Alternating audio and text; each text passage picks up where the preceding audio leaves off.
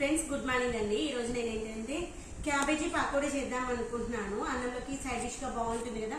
Functions లో చేస్తారు చూడండి, వెజ్ రెసిపీస్ చేసినప్పుడు అలా చేయడం కోసమని చేస్తున్నాను. క్యాబేజీని కొంచెం సన్నగా కట్ చేసుకున్నా, చిన్న కట్ చేయాలి, సన్నగా పొడవుగా కట్ చేసుకున్నా. ఇలా ఉండాలి. ఇలా కట్ చేసుకున్న దీంట్లో బియ్యం పిండి, దాంతోపాటు ఉప్పు, కారం, అంతే 3 ఇంగ్రీడియంట్స్ వేసాను. ఏమి వేయలేదు, కొంచెం కొంచెంగా వాటర్ వేస్తూ దీనిలో మంచిగా కలుపుకోవాలి అడుక్కేది. ఎందుకంటే పిండి అంతగా కలవాలన్నమాట మనం వేసిన ఇంగ్రీడియంట్స్. ఇప్పుడు అడుక్కి పిండి పడిపోతూ ఉంటుంది కదా, ఇలా పైకంటూ కొంచెం కొంచెం వాటర్ వేసుకోవాలి. గుర్తుపెట్టుకొని ఒకేసారి వాటర్ ఎక్కువ వేసామనుకోండి ఎక్కువ అయిపోతుంది.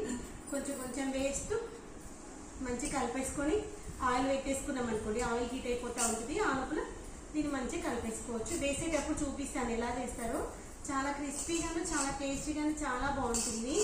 ఎప్పుడైనా మన ఇంట్లో ఏమైనా ఫంక్షన్స్ చేసుకున్నప్పుడు సైడ్ డిష్గా చేసుకున్నాం అనుకుని మంచిగా అనిపిస్తుంది. మనకి క్యాటింగ్ చేసిన ఫీలింగ్ అనిపిస్తుంది. మొన్న మా ఇంట్లో సత్యనారాయణ స్వామి వ్రతం చేసినప్పుడు అట్లనే చేశాను, బాగా అనిపిస్తుంది. ఆ రోజు క్యాబేజీతోను దాంతోపాటు క్యాలీఫ్లవర్, బెండకాయలో చేశాను. 2 రకాలు చేశాను అనమాట. దొండకాయ దాంతోపాటు క్యాబేజీ చేశాను. దొండకాయలు కొన్నే ఉంది ఆ రోజు, దాంతోపాటు క్యాబేజీ చేశాను. చాలా బాగున్నాయి. ఇలా ఉంటే చాలు. ఇలా మనకి పొడి పొడిగానే ఉండాలి. ఇలా ఉంటే చాలు. ఒకవేళ మనకి మంచూరియా చేసుకోవాలనుకోండి, అప్పుడు ఏంటంటే వీటిని సన్నగా కట్ చేసి సేమ్ ఇంతే రెసిపీ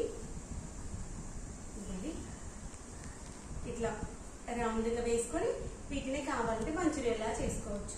దీనికి మంచూరియాలా చేయాలా, లేకపోతే ఇట్లా ఇప్పటికే స్నాక్స్ లా చేసేయాలా?